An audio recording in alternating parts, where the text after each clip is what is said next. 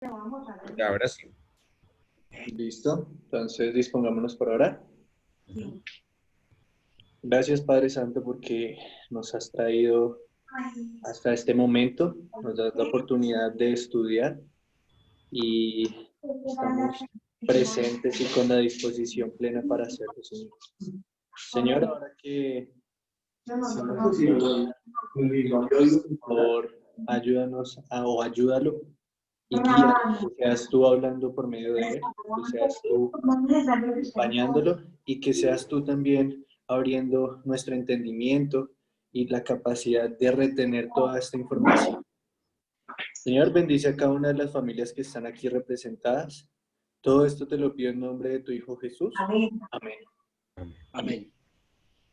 Bueno, Cami, sería bueno que todos cerráramos el micrófono porque hay mucha interrupción de pronto en su alrededor.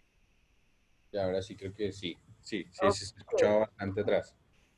Los que puedan cerrar el micrófono, mejor lo cierran y cuando tengan preguntas lo abren. Listo, entonces, bueno, vamos como siempre con nuestra introducción y con nuestro repaso. Es necesario que profetices otra vez, es nuestro tema de hoy. Ya saben, vamos estudiando Apocalipsis 10. Siempre partimos de un repaso, digamos, en una serie de eventos que hablamos desde que comenzamos Apocalipsis 10. Hasta aquí ya hemos abarcado como cada uno de esos eventos que son bastante importantes, ¿cierto? ¿Cuál es el repaso? Pregunta de siempre, es decir, desciende un ángel poderoso en Apocalipsis, comenzando Apocalipsis 10. ¿Quién es ese ángel que desciende? Miguel. Miguel o Jesús, ¿cierto?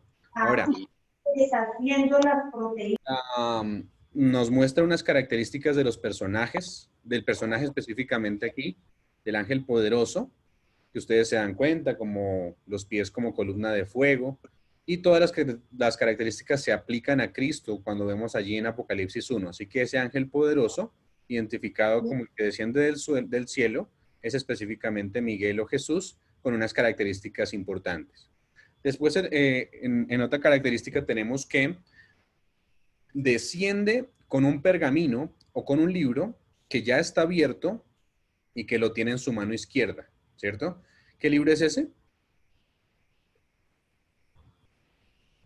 La porción de Daniel que no se había La de entendido. Daniel. La porción de Daniel. Perdón, Daniel. Exacto. El librito de Daniel 12:4, ¿no? Es el mismo que estábamos hablando, Daniel 12:4. Es este libro, el que estaba cerrado y sellado hasta el tiempo del fin y que ahora se abre porque se le va a quitar el sello, ¿cierto? Entonces, como ustedes lo acaban de decir, el énfasis central, creo que el problema es allí, Willy, allí atrás están hablando. Pero el énfasis central del libro tiene que ver con el juicio en relación con los 2300 días, ¿cierto? Y además decíamos que tiene que ver con los eventos finales. Sí, señor, Daniel del 8 al 12 y con el énfasis del juicio. Ese es el punto central.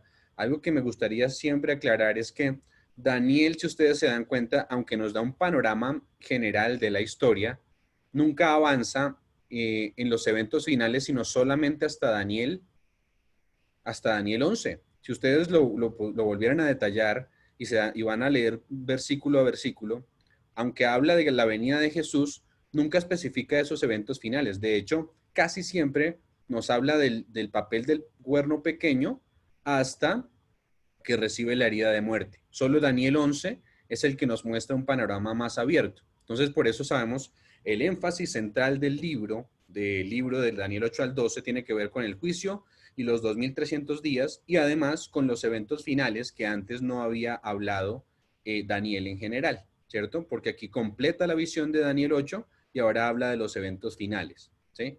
Por eso decíamos en alguna sesión cuando estudiábamos Daniel 11, específicamente, que Daniel 11 tiene parte de la historia de la profecía que ya se cumplió, pero dice que la profecía no es que se repita, sino que la historia se va a repetir, ¿sí?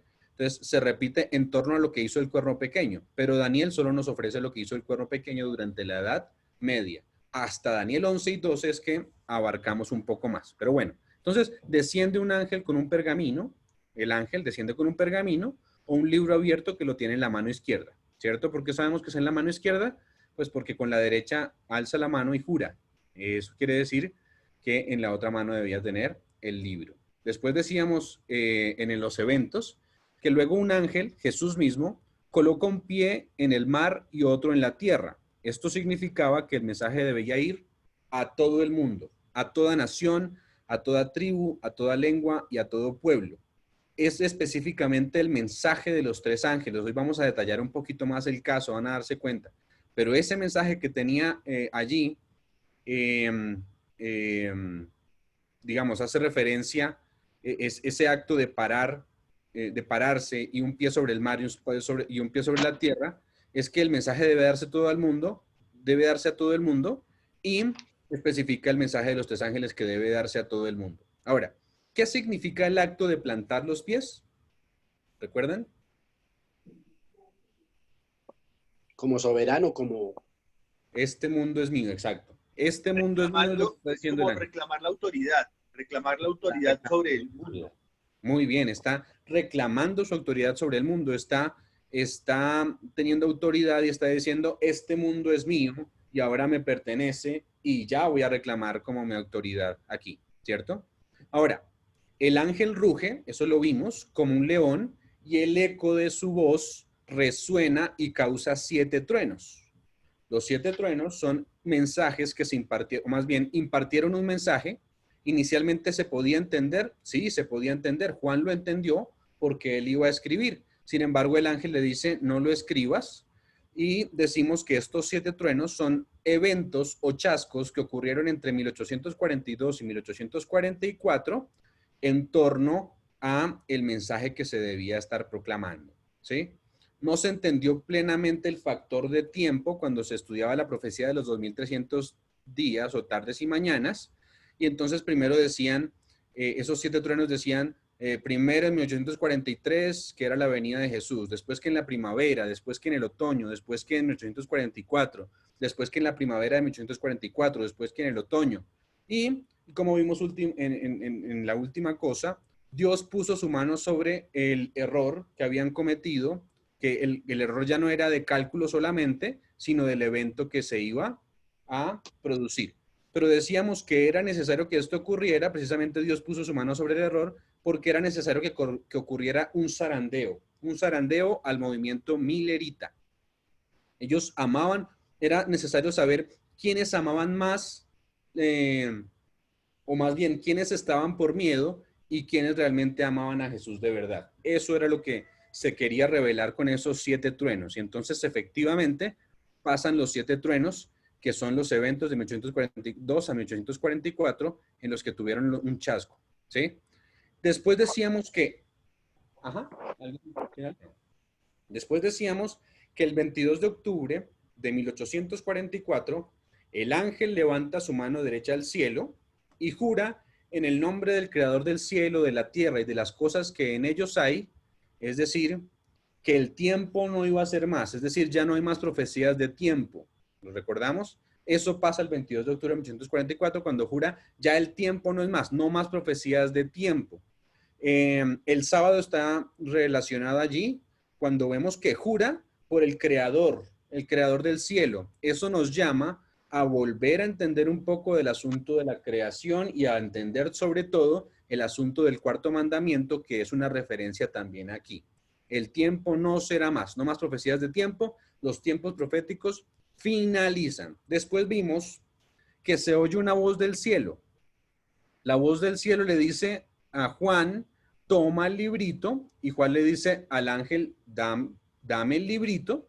Le dice que fue amargo en el vientre y dulce en la boca, un orden inusual. Ahora sí lo vamos a ver qué quiere decir ese orden inusual. Hemos venido hablando del orden inusual varias veces, pero hoy vamos a detallar qué es ese orden inusual. Después entonces Juan toma el libro, lo come, ahora sí es dulce en su boca y amargo en su vientre. Después, otro evento que pasa es que le dice, es necesario que profetices otra vez a muchos pueblos, naciones y reyes. Sale entonces, eso quiere decir que del librito tenía ¿Puedo que... preguntar algo? Sí, claro. Es que como te saltaste el 7, ¿sí? Sí. Entonces quisiera como, pues, preguntar nuevamente, lo que expliques así rápido, el misterio de Dios será consumado. Eso lo explicamos detalladamente y no es que no esté, ya lo iba a decir, pero en el orden dijimos que no era ese orden porque ya voy a decir en qué orden está. El orden que estoy hablando del capítulo es el que es, ¿cierto? El que estoy narrando en este momento es el que es. Detallábamos que el versículo 7, si ustedes lo recuerdan, era un paréntesis, ¿sí? Pero no quiere decir que esté en ese mismo orden. Incluso dimos las razones de por qué era un paréntesis. Entonces, digamos, si sigo leyendo, está ahí, pero en el orden que es correcto, ¿sí? Entonces, vuelvo al punto que acabo de decir. Es necesario que profetices a muchos pueblos. Eso quería decir que un mensaje sale del librito otra vez. Tiene que salir un mensaje del librito otra vez. De ese mismo librito que fue estudiado antes, tiene que volverse a estudiar y salir un mensaje. Después, efectivamente, el ángel le dice a Juan que se levante, que mida el templo, mida el altar y los que adoran en él. Y como último punto, que es lo que viene aquí, es termina el misterio de Dios antes de que suene la séptima trompeta, ¿sí? Es decir, el último de los eventos es la terminación de la predicación del evangelio. Esta es la experiencia adventista, ¿cierto? Esta es la experiencia de lo que hemos visto. Buscamos las características del movimiento y las encontramos. El movimiento adventista se ve en la Biblia, ¿sí? Así como explicábamos alguna vez, si queríamos saber del cuerno pequeño, pues tenemos que ir a donde habla del cuerno pequeño, encontrar sus características y detallar que, aunque no diga la Biblia que es el cuerno pequeño Roma papal, sí dice cuáles son sus características y son inconfundibles. De la misma manera, la experiencia adventista se encuentra retratada aquí. Es el mismo caso, un caso exacto. No hay otro movimiento en la faz de la tierra al que le aplique esta profecía, ¿sí? Ahora, es injusto entonces que la gente diga, compruébeme que dice allí la iglesia adventista. Nadie va a poder comprobar específicamente que dice en palabras textuales iglesia adventista. Pero aunque no diga iglesia adventista, tampoco dice que el cuerno pequeño es Roma y sabemos que el cuerno pequeño es Roma por sus características. Así que esa sería nuestra introducción. O sea, nuestra introducción no, nuestro resumen, ¿sí? Entonces, el resumen está en el orden, Diego, como lo acabo de decir, ¿sí? Ahorita vamos a entender esa última parte de, por ejemplo, vamos a detallar qué es lo que quiere decir que se mida el templo y el altar. Y ustedes me dicen es que ese versículo no se encuentra dentro del capítulo 10. Bueno, hay una razón para eso. Vamos a darnos cuenta de eso. ¿Listo? Entonces, profetizando de nuevo, vamos a entender lo que significa profetizar de nuevo. Dijimos que había algo extraño en cuanto a la orden del ángel a Juan. ¿Sí lo recuerdan? Dice que el orden es inusual. ¿Sí? ¿Por qué es inusual? Porque normalmente la orden que le da, ¿qué pasa? Exacto. ¿Quién lo dice? Porque primero come el librito y es amargo al vientre. Exacto. Y después, si uno lo come, debe ser a la boca primero, pero en este caso es primero al vientre, en el estómago, digámoslo así, y luego hacia la boca. Entonces, por eso es inusual. Muy bien, por eso es el orden inusual, porque primero debería ser que fuera dulce, pero el texto dice que fue amargo al vientre, pero dulce en la boca. Entonces eso es un orden no natural. El libro, como dijo mi papá, primero pasa por, pues debería primero pasar por la boca y luego llegar al vientre. Ahora, ¿por qué el ángel invierte el orden normal? ¿Sí? ¿Por qué el ángel invierte el orden normal? Quiero decirles que básicamente incluso lo hemos estudiado en Daniel. Daniel nos habla, dijimos que Daniel estaba escrito del capítulo 1 al 7 en una forma literaria. ¿Recuerdan cuál era esa forma literaria? El quiasmo. El quiasmo. Eso no quiere decir que solamente Daniel 1 al 7 esté formado en quiasmo. De hecho, toda la profecía, hablando de Apocalipsis y hablando del mismo libro de Daniel, digamos, por ejemplo, el Apocalipsis tiene en el libro completo un quiasmo, pero también en sus partes y en sus capítulos, digamos, en cada una de sus partes también se forma un quiasmo. Ahora, el mejor ejemplo del quiasmo es este versículo precisamente. Los versículos del 9 al 11, ¿sí?, que tienen que ver con el orden inusual, forman un quiasmo. Ustedes se preguntarán, bueno, algunos ya estuvieron allí, otros seguirán preguntándose, ¿qué es eso de la estructura de quiasmo? ¿Sí? Voy a parafrasearlo porque ya lo hemos explicado realmente bastante, pero voy a parafrasearlo de una manera rápida. Es algo así como, en este libro, se hace un orden de frases, se tiene un orden de frases, en donde digamos tuviéramos 6 frases, que es el caso, ¿sí? En esas 6 frases tenemos una frase A, una frase B y una frase C, ¿sí? Son las 3 primeras frases. Luego, el mismo orden se va a repetir en las siguientes frases, pero de orden inverso. ¿Qué quiere decir? Si hay una frase A, una frase B y una frase C, las siguientes 3 serían una frase C, una frase B y una frase A. ¿Me hice entender? ¿Sí? ¿Sí me hice entender en eso? ¿Más o menos? Listo. Entonces, Muy claro. listo, Sí, perfecto. señor. Entonces, simplemente las 3 frases concuerdan con las 3 otras en orden inverso. Decíamos que para entender el quiasmo, pues también hablamos, por ejemplo, del candelabro, que es el mejor ejemplo para entender el quiasmo. El candelabro, pues normalmente tiene un brazo, pues el soporte de la mitad o el brazo de la mitad, y los otros, el brazo 2 se relaciona con el brazo 3, es el mismo realmente, ¿cierto? Después el brazo 4 con el brazo, perdón, sí, el brazo 4 con el brazo 5 son los siguientes y así entonces sucesivamente. Eso es un quiasmo. Tienen ideas relacionadas, pero a la larga tienen algunas cosas distintas, pero es la misma idea. Esto es el caso de los versículos 9 al 11. Ahora, todavía va a ser mucho más explícito con los versículos del 9 al 11. Dijimos que eran 3 frases en orden. Encontremos las frases en orden. Versículo 9, la primera parte. Miren lo que dice la primera parte del versículo 9, o sea, sería nuestra parte A, ¿sí? Sería, el ángel le dijo a Juan que tomara el librito y ¿qué? Y se lo comiera. Esa es la frase A. Ángel le dice a Juan que toma el librito y cómetelo. La frase B, ¿sí? Le dijo que iba a ser amargo en su vientre. Esa es la frase B. Esa es la 9, el versículo, la segunda parte, 9, ¿sí? Después, la frase C. La tercera parte del versículo 9 dice, pero en su boca iba a ser dulce como la ¿qué? Miel. Como la miel. Ahí están entonces las primeras 3 partes. ¿Qué vamos si está escrito en quiasmo, qué esperaríamos de las siguientes partes? Que fuera la misma idea inversa, ¿sí? Entonces tenemos efectivamente, mire, el versículo 10, la primera parte del versículo, nos dice que Juan le supo dulce, o sea que se relaciona con la parte inmediatamente anterior C. Con Sí. la B. Con la que terminamos. Y con la que Yo quiero terminamos. compartirles de repente pantalla un momento, solamente para esta parte, para que pues lo veamos en más detalle. ¿Sí?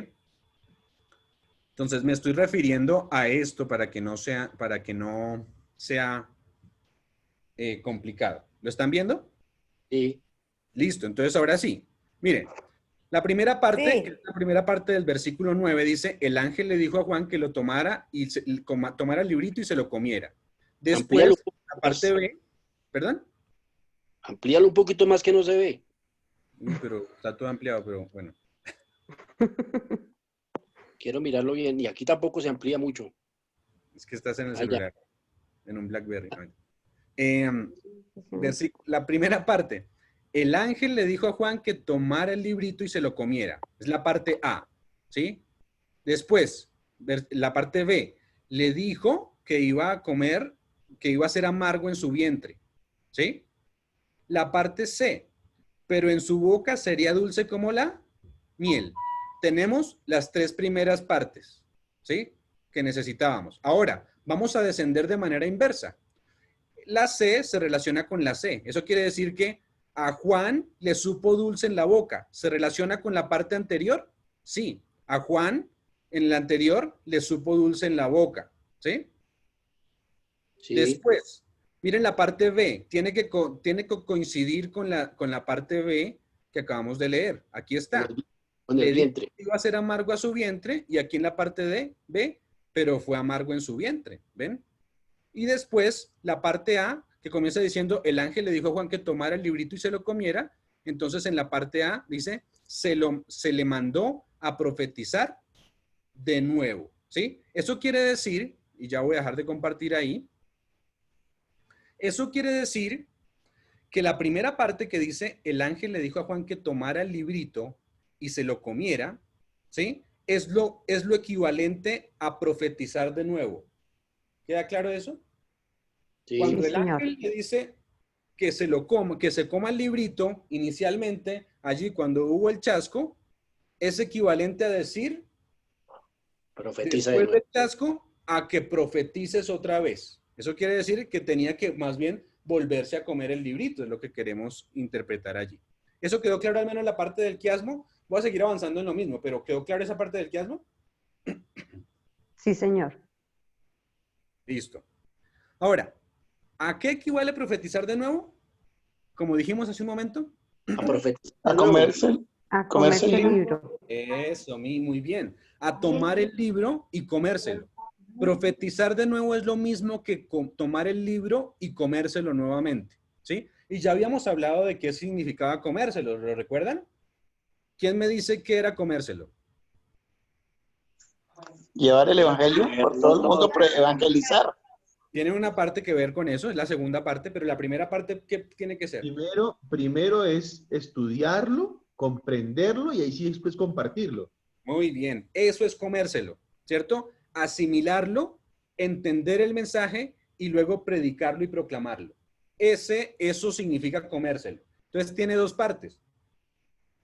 Lo decíamos incluso para nosotros, ¿no? Como nosotros a veces pensamos que estudiando solos vamos a tener la salvación.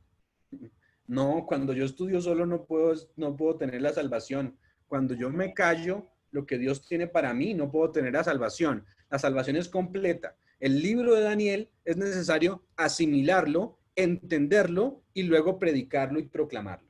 Eso es lo que yo debo hacer con el libro de Daniel. Ahora, otra pregunta. ¿Será entonces que va a salir otro mensaje del librito? No, ya no hay más. Pero según lo que acabamos de Pues ver, sí, ¿va a salir otro mensaje del librito? sí, sería Es sí, como el sí, mismo el mensaje, mensaje de los tres ángeles.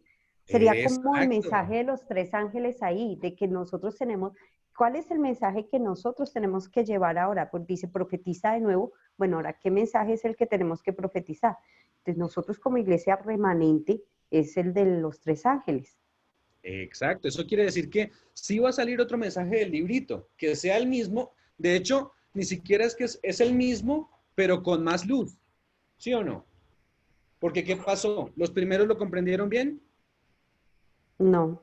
No, les faltó comprender No. algunas cosas. O sea que del librito tiene que salir otro mensaje, pero con más luz, ¿sí?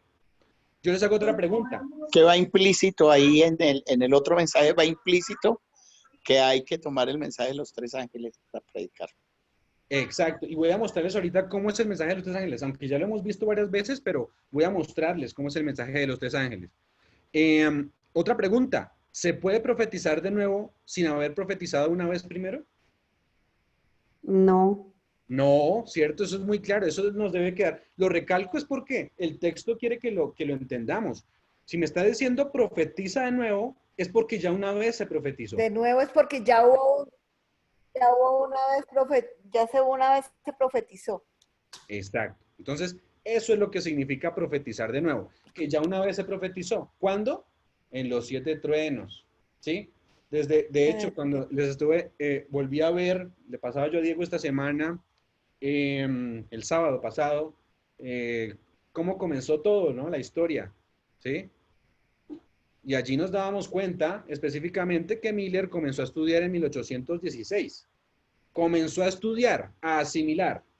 Pero también en la historia se dan cuenta que se está proclamando, dice que allí sale un muchacho vendiendo el periódico y dice, la venida de Jesús se acerca y dicen de repente también que en otros países o en otros continentes como en África, como en Europa, también se estaba hablando del asunto, ¿sí? Entonces, eso es interesante. Profetizar de nuevo quiere decir que se tenía que profetizar otra vez, pero con un mensaje, con el mismo mensaje, pero el mismo mensaje ya comprendido, asimilado completamente, ¿sí? Los adventistas, como dije, asimilaron el mensaje y lo proclamaron. Ahora, ¿estaban equivocados en referencia a qué? ¿En qué se equivocaron? Acuérdense. En En el el, evento. en el evento. Sí, en lo que iba a suceder no era eso. Exacto. ¿Pero la fecha era correcta? Sí. Sí. Sí, La fecha era correcta. Eso quiere Bueno, decir que fue una... primero no. Bueno, primero no, pero en última la fecha era correcta, sí. Sí. ¿Sí? ¿Cierto? Sí, Eso porque quiere decir... finalmente sí se dio el evento, pero no era que ellos estaban esperando que era la venida del Señor. Exactamente. Entonces, fue una experiencia dulce, pero que después llegó a ser... Amarga. Entonces, en el orden inverso, se come el librito, fue dulce a la boca, fue amargo en el vientre, y se le dice, es necesario que profetices otra vez. Es decir, cómete otra vez el libro y proclámalo de nuevo. ¿Tiene la iglesia otro mensaje para el mundo? Sí. Exacto, pues sí, Sí. digamos hablando así, pero No, ¿otro no, distinto? Es mi pregunta tal vez. pero lo Mismo- que pasa es que el mensaje que ellos dieron en ese momento, que era la venida del Señor, es el mismo mensaje que nosotros tenemos que dar ahora, porque ahora sí va a ser la venida del Señor, entonces sería como el mismo mensaje. Pero yo hago Sino una pregunta que respecto a eso. ahora sí. Yo hago una pregunta respecto a eso. O sea que el mensaje que ellos predicaron era que Jesús iba a venir, Claro, eso fue lo que, ese fue el gran chasco. pero el mensaje que debía proclamarse, ¿cuál era? el de juicio. El Juicio. juicio. El juicio antes de que viniera, ¿no? Que iba a venir un juicio antes de que viniera, ¿sí? Pregunta, ¿tenemos que predicar hoy que Cristo vino al mundo? No, Claro. No, pues según eso, ya no, se eso no sabe. quiere decir que no vayamos a hablar de eso, ojo, no estoy diciendo eso. Sin embargo, estoy hablando del objetivo no presente, ¿no? Claro, tenemos que Ujú. predicar que Cristo vino al mundo, sí, a Cristo crucificado tenemos que proclamarlo, pero a Cristo resucitado. Pero es el mensaje completo si proclamáramos solo a Cristo que vino por primera vez. No. No. ¿Tenemos que predicar que estamos en la hora del juicio?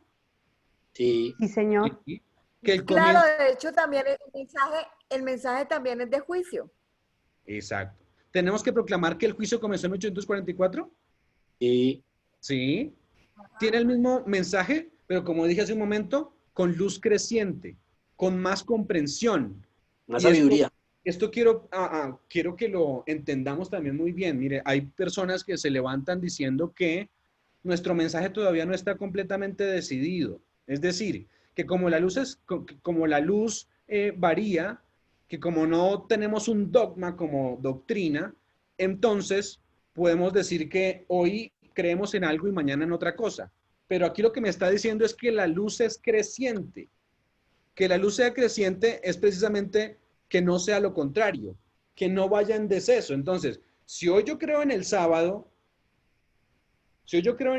y lo he visto en la Biblia, ¿ustedes creen que lo siguiente que Dios me va a revelar es que ya el sábado no es que el sábado ya no es? No. No. Siempre No. la luz es como creciente. Antes lo Creciente. ratifica. Eso Esa quiere ya, decir esa ya es una verdad comprendida, entonces debemos seguir. exacto. Como es el caso de muchos que dicen que los adventistas iniciales, los pioneros, eran antitrinitarios. Cosa correcta, eran antitrinitarios muchos de ellos porque venían de otros De lugares. otras iglesias. Pero al pasar el tiempo, ¿qué pasó? Ellos fueron comprendiendo las Comprendiendo la verdades luz. y fueron cuando empezaron a formar las doctrinas que identifican la iglesia adventista, porque ellos de hecho eran metodistas, bautistas, bueno, todos los movimientos anteriores que habían antes del adventismo. ¿Mm? Y Exacto. traían todas como sus doctrinas, pero el hecho de ellos empezar a escudriñar las escrituras a partir de ese gran chasco en que se forma el movimiento adventista, pues entonces empiezan a descubrir lo del sábado y todas las otras, las verdades del santuario, por ejemplo, porque pues ninguno venía con las verdades del santuario. Eso es algo que nos identifica a nosotros. De hecho, Guillermo Miller murió no guardando el domingo, si ustedes lo saben. Murió guardando el domingo, ¿sí? Pero eso quiere decir simplemente que la luz y se va a salvar. Seguramente, es lo más probable, es lo que yo veo, ¿no? Sí. Es lo más probable, ¿sí? Pero la luz es creciente. Después, con el tiempo, como acabas de decir, Clau, pues la luz fue encontrándose, lo que la Biblia decía. Nunca va a ir en retroceso. Si hoy tenemos una visión acerca de los 7 reinos, de los 7 truenos. no, de las bestias o de la cadena profética, si hoy tenemos una visión, ¿ustedes creen que que va a cambiar y ya no van a ser los mismos reinos? No, No. la luz es creciente. De repente vamos a comprender mejor acerca de la obra del cuerno pequeño y de los eventos finales, ¿sí? Que hay cosas que están todavía, las cosas que están todavía en duda.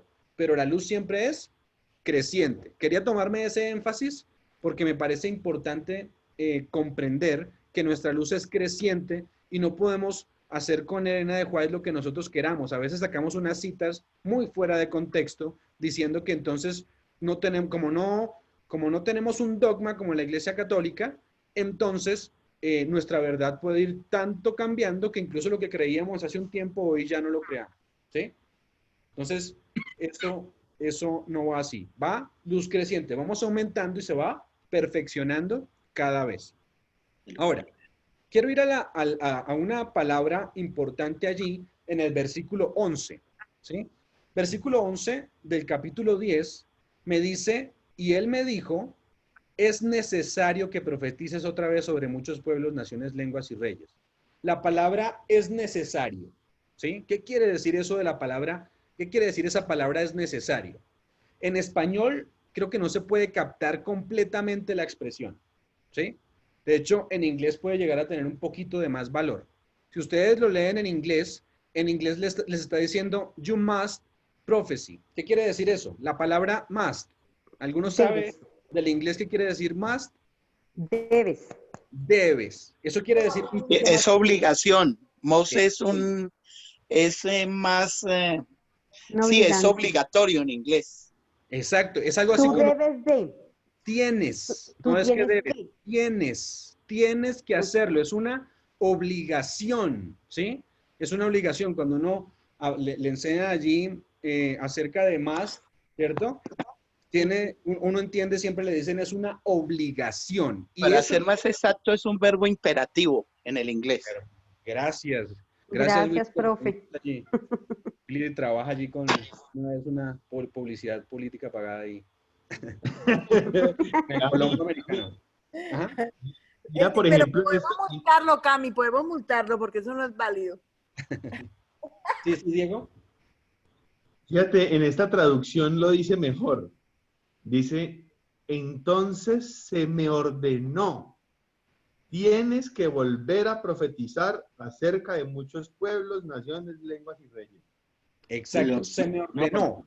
Es una orden, es una obligación. Tienes. Es algo que no hemos comprendido ni siquiera nosotros hoy en día, ¿sí? Mira lo que dice. Según el diccionario exegético del Nuevo Testamento, la palabra que se traduce como es necesario quiere decir esto. Dice, designa una necesidad incondicional. Imperativa. Oraciones que llevan este verbo conllevan un significado fundamentalmente absoluto, incuestionable y con frecuencia un significado anónimo y determinista. Es decir, es completamente necesario. El ángel lo que estaba queriendo decir es, tienes que hacerlo de nuevo. Es obligación que profetices de nuevo, ¿sí? Eso quiere decir, en otras palabras, la iglesia adventista no es una opción.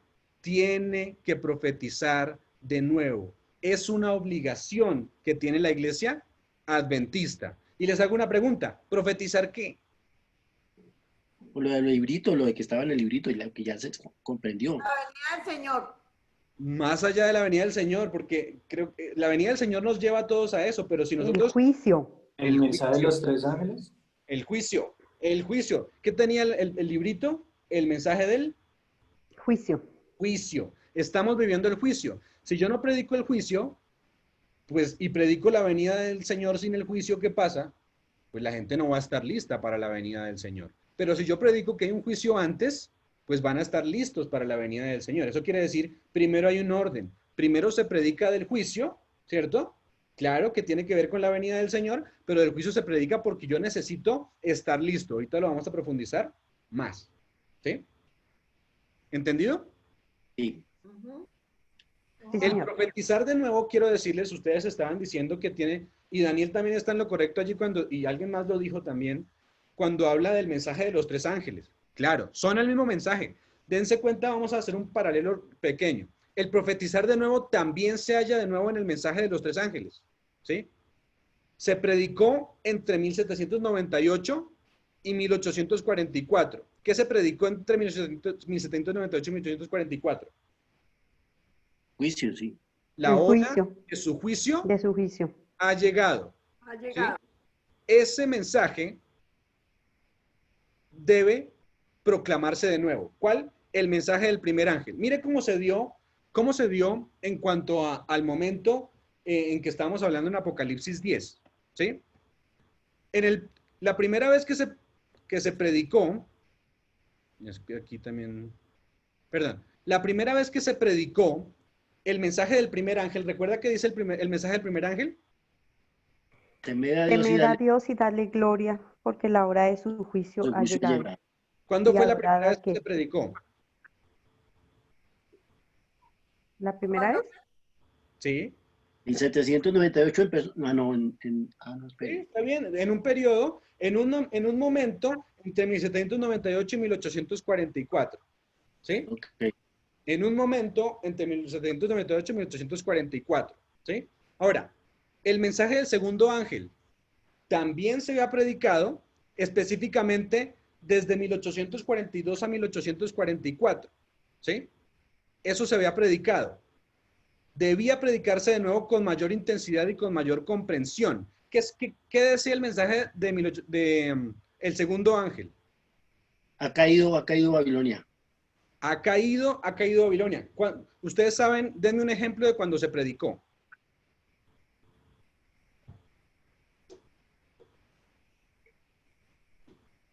¿Cuándo se predicó por primera vez ha caído Babilonia? Según Si es entre 1798 y 1844, ¿no es cuando al papado se le da como la herida de muerte? pero no me estoy ¿No? refiriendo a eso específicamente. De hecho, ya les acabo de decir cuándo se predicó. El mensaje del primer ángel se predicó más o menos en la década de 1840. ¿Sí? Ajá. De hecho, desde que Miller comenzó a predicar, ustedes pueden ver más o menos 1831, 1832, ¿cierto? Desde esa fecha se comenzó a decir que la hora del juicio había llegado, ¿sí? Es decir, se predicó el primer mensaje, pero del segundo mensaje, ¿cuándo se proclamó por primera vez el mensaje del segundo ángel? O sea, ¿qué pasó? Los que vieron la película, ¿qué pasó cuando se No la vi. comenzó a proclamar el mensaje del segundo ángel?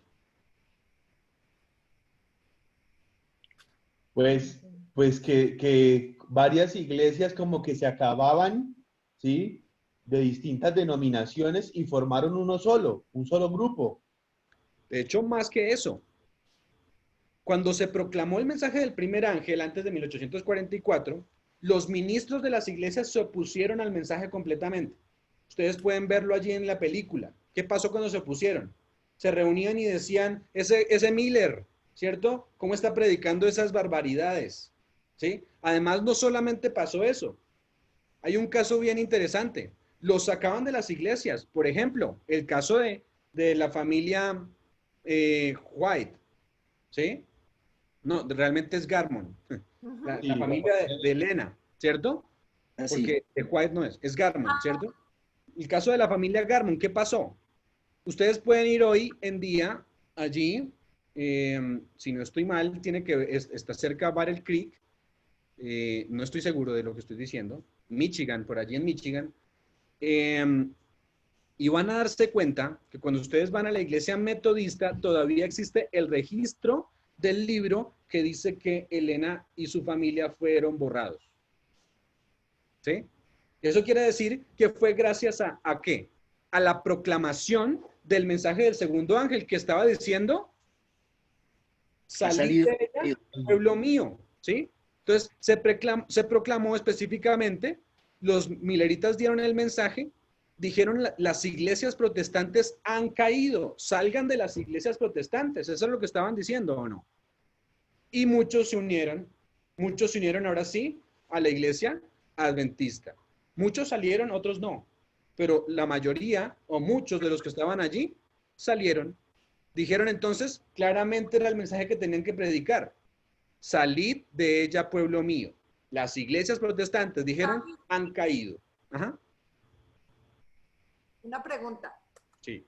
¿La iglesia adventista se forma a partir del chasco o antes del chasco?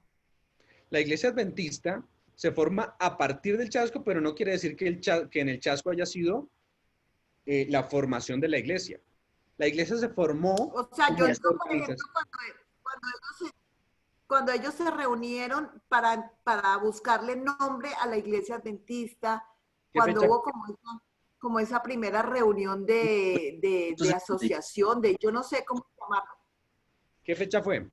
1800. ¿Eso fue antes del chasco? No, lo que dice mi papá. No sé. Fue después. Eso fue es lo que después pregunto. del chasco de 1866. Mi papá lo dijo 63. 1863 es la fecha, Iglesia. es la fecha en la que la iglesia se organiza como iglesia, ¿sí? 1844 en diciembre es cuando Elena fue llamada. O sea, eso quiere decir que Elena no participó específicamente en el movimiento milerita. ¿Sí se dan cuenta? Elena no participó. Solo hasta diciembre de ese año fue llamada, después de que el chasco pasó, ¿sí? Y claro, ella tuvo que ver, pero ella de hecho no era una de las principales líderes, si ustedes ven. ¿Quiénes fueron los líderes? Ustedes ven allá un Joshua B. Himes, estaba José Bates, estaba Samuel Snow, ¿sí? Varias personas que comenzaron a revisar la Biblia y se dieron cuenta de lo que ustedes me están diciendo también aquí. Pero solo hasta 1863 se organiza. Ahora, por eso decimos que era el movimiento milerita. También por eso decimos que el que tuvo el chasco no fue la iglesia adventista, fue el movimiento milerita. ¿Sí? Milerita. O sea que la iglesia adventista, Okay. ¿desde qué momento estaba ya? Desde 1844 después ya estaba como iglesia hasta que cogió el nombre en 1863. Se comenzaron a reunir y comenzaron a trabajar y comenzaron a ¿Desde hacer. cuándo? Ya dijeron, necesitamos un nombre, necesitamos establecer como organización, y ahí fue cuando ya en 1863 dieron un nombre y ya pasa. De hecho, en 1863 pasa otro punto que, bueno, siempre se nos alarga, pero otro punto importante que tiene que ver con, en esa fecha, 1863, se revela a Elena de White el mensaje de la reforma pro salud. Y si quiero profundizar todavía más, debo decir que después de 1863, como adventistas no deberíamos tener la capacidad de seguir comiendo como comemos y de seguir comportándonos como nos comportamos. Es como comenzar el peregrinaje en el pueblo de Israel. ¿Recuerdan? ¿Qué fue una de las cosas primeras que hizo Dios al pueblo de Israel? ¿Qué le dio? ¿Qué le cambió? Cambiarles la comida. Les cambió la comida. Así que comienza el peregrinaje y les cambia la comida. Entonces, si nosotros vamos todavía a la profundidad, hasta 1863 todavía se podía comer animales limpios. Después de 1863, gracias a la luz que se le da a Elena de White, no se debería. Pero bueno, eso es para cada quien. ¿Listo? Pero Camilo, mi pregunta es, ¿desde cuándo estaba ya la iglesia adventista? ¿Después de 1844 empezó? La mañana siguiente, al 22 de octubre, el 23 de octubre de 1843, el grupito que se reunió, que perseveró, ese fue el que formó la iglesia adventista. Ok. Pero también hay, o sea, hay que también pensar en que antes el grupo que se iba haciendo, todos eran llamados adventistas, ¿sí? Porque todos estaban esperando la venida, ¿ya? Todos se denominaban adventistas. Es que esos son los adventistas. Pero eran de otras congregaciones. Sí, pero todos estaban Pero es que hay esperando. una cosa. Era la venida de Jesús, la venida de Dios. Entonces todos eran denominados adventistas. ¿Sí?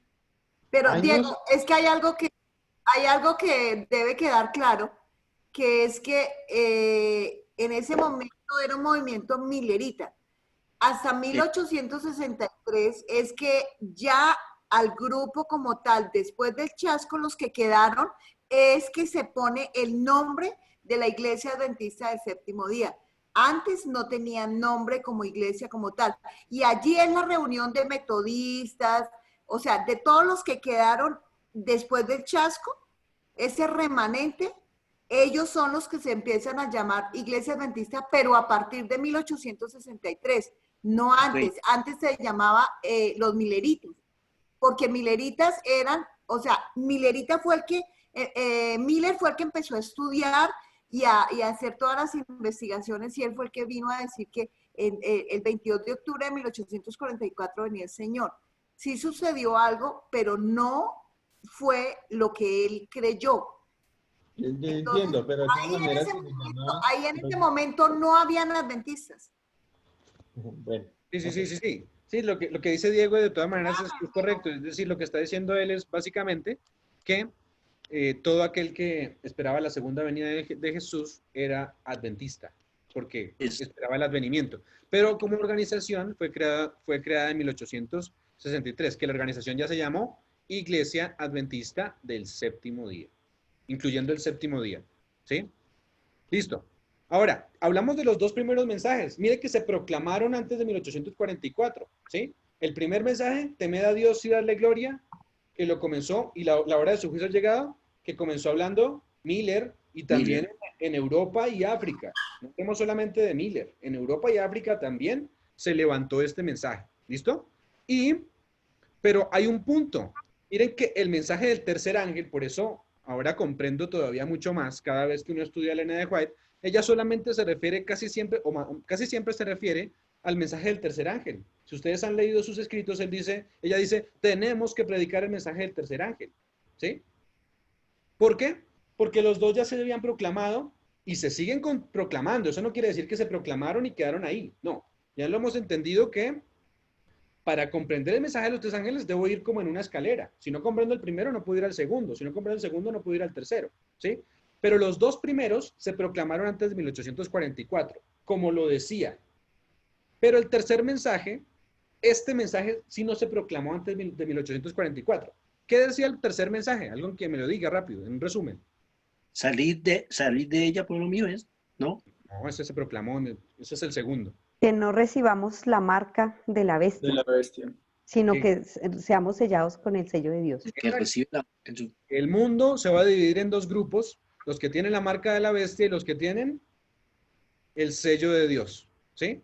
Pero poco después de 1844 se comenzó a proclamar el mensaje del tercer ángel sobre la bestia, sobre su imagen, sobre su marca. Se descubrió incluso que la marca de la bestia es el carácter de Satanás ejemplificado por la observancia del domingo. Eso fue lo que descubrieron los pioneros, ¿sí? Un Samuel Snow, por ejemplo, descubrieron específicamente la escatología de Apocalipsis aplicada a las doctrinas. Por eso yo normalmente cuando hablo del sábado, muchas iglesias guardan el sábado, pero ninguna le da la aplicación que la Biblia le da en tiempos escatológicos, ¿sí? Si entienden el término escatología, ¿no? Los eventos finales. El sábado está incluido dentro de los eventos finales. El orden Ahora, de los eventos finales. Profetizar de nuevo significa predicar el mensaje de los tres ángeles, lo dijeron. Primero, los primeros dos se predicaron ya una vez, pero Apocalipsis 10 dice que debemos hacerlo otra vez, pero con la adición del tercer ángel. Eso es lo que debe pasar. Ahí está la nueva luz, ¿cierto? Se debe predicar de nuevo, pero se le adiciona ahora el mensaje del tercer ángel. Ángel, perdón. Los mileritas no entendieron por qué no entendieron bien, específicamente porque no entendían bien hacer el asunto del sábado. Como todavía no entendían el asunto del sábado, pues no podían proclamar el mensaje del tercer ángel. Solamente hasta que lo comprendieran podían proclamarlo. ¿Sí? Por eso digo que la luz va en aumento. No entendían bien acerca del sábado ni de lo contrario que era el domingo. Hasta que después de 1844 comenzaron a estudiar Y ya comprendiendo ahora sí el evento, le dieron la aplicación que tenía. Entonces, hay una conexión directa entre Apocalipsis 10 y el mensaje del primer ángel. Quiero que lo noten. Primer punto en el cual se parece. Ambos contienen un mensaje global que debe ir a toda nación, tribu, lengua y pueblo. ¿Verdad o no? Sí. ¿Sí? Dense cuenta, Apocalipsis 10, ¿qué me dice? Es necesario que profetices ¿a quién? ¿A quiénes? A todo el mundo. Nación, ¿Cómo lo pueblo. dice?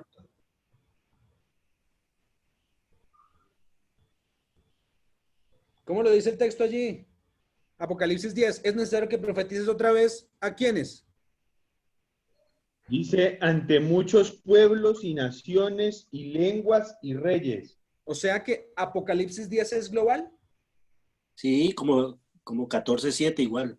¿Recuerdan dónde se paró? Ya lo dijimos, ¿dónde se paró el ángel? Jesús. En el mar y en la tierra. El mar y en la tierra, un mensaje ¿cómo? Global. Global. ¿Sí? Entonces, ahora, Apocalipsis 14 es global. ¿Sí? Sí, ¿Cierto? Temed a Dios y dale gloria porque la hora de su juicio ha llegado. Y habrá de aquel que hizo el mar, el cielo, la tierra, el mar y las fuentes de las aguas. Y después, ¿qué dice? En el primer versículo, antes, en el versículo 6, dice que es un mensaje que debe ser predicado a toda nación, tribu, lengua y pueblo. El pueblo. Eso quiere decir que nos estamos refiriendo a lo mismo. Apocalipsis 10, mensaje del primero y segundo ángel, y Apocalipsis 14, la mensaje del primero, segundo y la adición del tercero. Esa es la primera. Entonces es un mensaje global. Segunda característica. Ambos enfocan la atención en el Dios creador. Sí, señor. ¿Sí? Sí. Lo repasamos, ¿recuerdan? El ángel Creador. de Apocalipsis 10 jura y lo hace ¿cómo? ¿Cómo jura? ¿En nombre de quién? El que creó todo. Del creador. Decíamos que era una alusión al cuarto mandamiento y al Génesis en la creación. ¿Sí? Ahora, ¿el mensaje del primer ángel atrae la atención al creador? Sí, claro. Sí. Dice, adorad Adorar aquel al creador. la Aquel que tierra, hizo. el mar y las fuentes de las aguas. ¿Es casualidad? No. Estamos hablando del mismo. Otro punto. El librito contiene un mensaje de juicio. ¿Sí? El librito de Apocalipsis 10 tiene un mensaje de juicio. Sí, señor. ¿Y el mensaje del primer ángel anuncia la hora del juicio?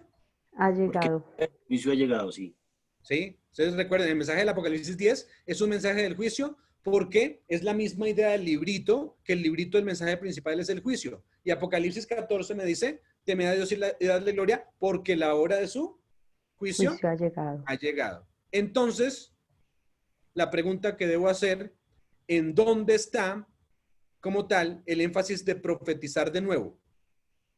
Debe ser que el mensaje de los tres ángeles. Es lo que la iglesia tiene, como ya lo vimos, es necesario, tiene, es obligación que lo proclame. No Una es orden. opcional. Ahí está. ¿Por qué durante muchos años se nos ha dicho que el mensaje de los tres ángeles es nuestra identidad? Pues aquí está, ¿sí? No es opcional. Lamentablemente son muy pocos los sermones que hoy se predican acerca de esto. Parece que no existiera esto en nuestra iglesia. A veces parece que nos hemos extraviado de la razón de nuestra existencia, ¿sí? Pero nosotros existimos para proclamar el mensaje de los tres ángeles. Si no hacemos esto, no tenemos razón de existir. De una vez digo radicalmente, si no lo hacemos, no hay razón de que existamos. Seríamos entonces igual a las demás iglesias. Sí. ¿Sí? Tenemos un mensaje que es distintivo. Distintivo. Listo. Vamos a la siguiente parte. Medir el templo. ¿Sí? Vamos a hablar de medir el templo y lo que quiere decir. Después de que el mensaje nos dice, profetiza de nuevo, ahora aparece Apocalipsis 11:1. Otra orden que se le da a Juan. ¿Qué dice Apocalipsis 11:1? Alguien que me lo lea. Entonces me fue a dar una caña semejante a una vara de medir.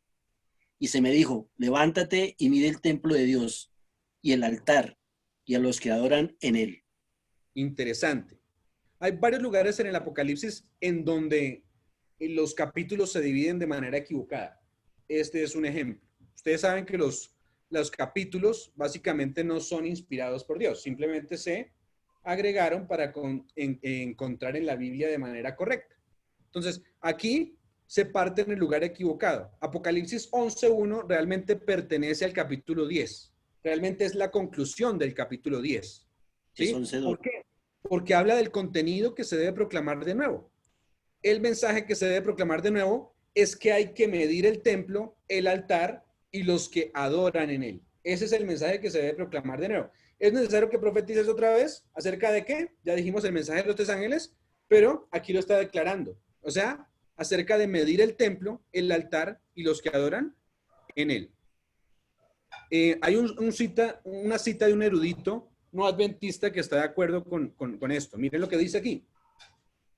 El vínculo que une la conclusión del capítulo 10 con el comienzo del capítulo 11 parece ser muy estrecho, ya que el ángel que le habló a Juan continúa dirigiéndose a él con el nuevo mandato: levántate y mide el templo, que es una continuación del mandato anterior: profetiza otra vez. Eso se encuentra en el libro que se llama El Apocalipsis y la exposición del libro de Apocalipsis. ¿Sí?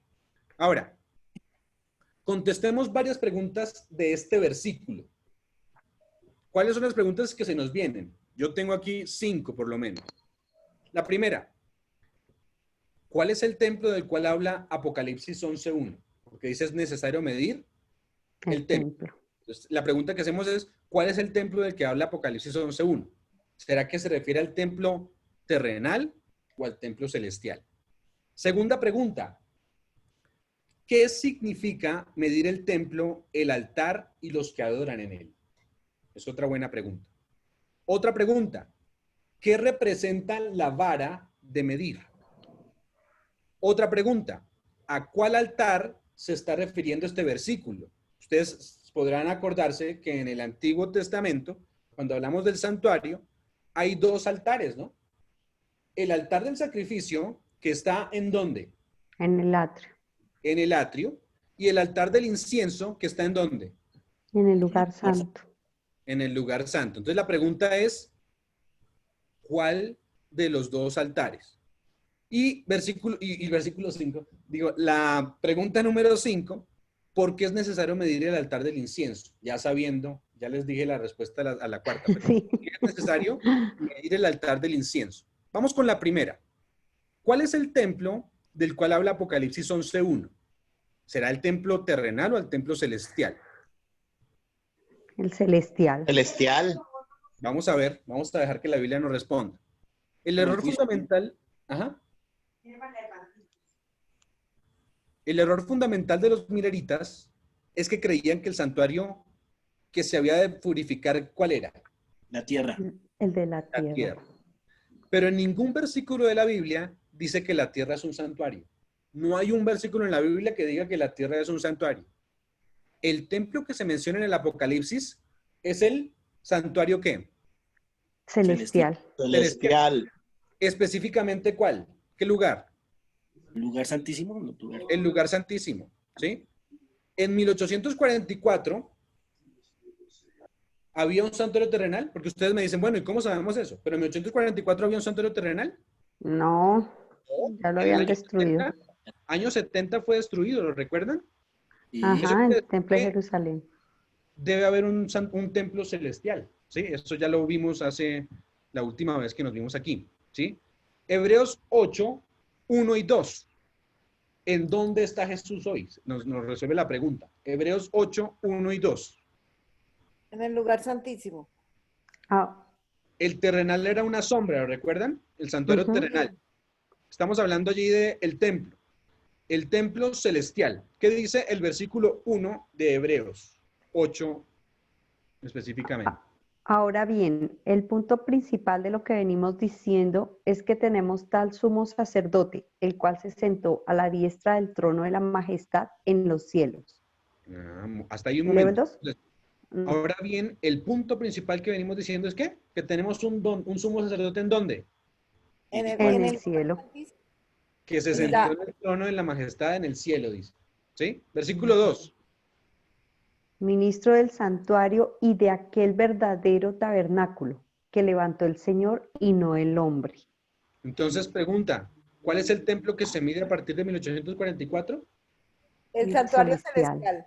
El celestial. El Miller no verdadero. comprendió por qué era necesario purificar el cielo. Él pensaba, él dijo, recuerdan que dijo, ¿por qué es necesario profetizar por qué sería necesario purificar el cielo, siendo el cielo un lugar tan puro? ¿Sí? Pero Hebreos, ¿sí? Porque allí están todos los pecados nuestros. Exacto, Hebreos que lo dice específicamente. Lo leímos la última vez también. Hebreos 9, 22 y 23 nos decía que tenía que purificarse con mejores sacrificios. ¿Sí? ¿Y cuáles eran sus mejores sacrificios? ¿La sangre de quién? De Cristo. Cristo. De Cristo. En el griego dijimos la vez pasada que habían dos palabras para referirse al templo. ¿Sí recuerdan una de las dos? Naos. Naos, muy bien. Perdón, Otra naos. de las palabras que se refiere al templo es hierón. Hierón. ¿Sí? Hierón. Y la palabra hierón nunca se utiliza en el Apocalipsis.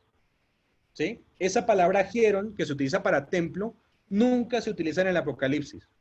En Hechos, en el libro de los Hechos, se utiliza 25 veces. Y normalmente se refiere al templo en su totalidad. Ahora, la otra palabra de la que hablábamos, ¿cuál es la otra palabra? Naos. Naos. Hierón es la primera y nunca se utiliza ¿en dónde? En Apocalipsis. En Apocalipsis. La siguiente es Naos. Naos se refiere al lugar santísimo. 16 veces se utiliza en el Apocalipsis, ¿sí? Y miren, por ejemplo, Apocalipsis 11, 19, allí se utiliza Naos. ¿Quién lo quiere leer? 11, 19. 11, 19. De Apocalipsis. De Apocalipsis. Dice, y el templo de Dios fue abierto en el cielo, y el arca de su pacto fue vista en su templo, y hubo relámpagos y voces, y truenos, y un terremoto y grande granizo. Interesante, mire. El templo, o sea, el Naos, fue abierto ¿en dónde? En el cielo. ¿Y qué estaba allí? El arca del pacto. El arca del pacto. ¿Y por qué se le llama el arca del pacto? Porque ahí están los mandamientos. Allí está el pacto, allí están los 10 mandamientos. ¿Sí? Eran los 10 mandamientos que se dieron ¿en dónde? ¿Dónde Dios dio los 10 mandamientos? Sinaí. En el Sinaí. Sinaí. En el monte Sinaí, lo dice Deuteronomio 4:13. Ahora, dice que allí se veía el templo, o sea, el Naos. Y dice que cuando pasó esto, hubo relámpagos, voces y truenos y un terremoto, ¿sí? Hay una descripción aquí interesante de algunos fenómenos. ¿Cuáles son los fenómenos que ven ahí? Relámpagos, Truenos, terremoto, granizada. De granizo. Esos mismos, es interesante que ustedes cuando comparan al Sinaí, son los mismos eventos, ¿sí? En el Sinaí también dice, humeaba, caían relámpagos, habían voces, habían truenos y hubo un gran terremoto, ¿sí?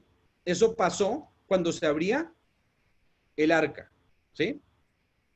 Si pasó allí en el Sinaí, aquí también pasó. Miren lo que dice, por ejemplo, Éxodo 19, versículos del 16 al 19. Dice así, versículo 16.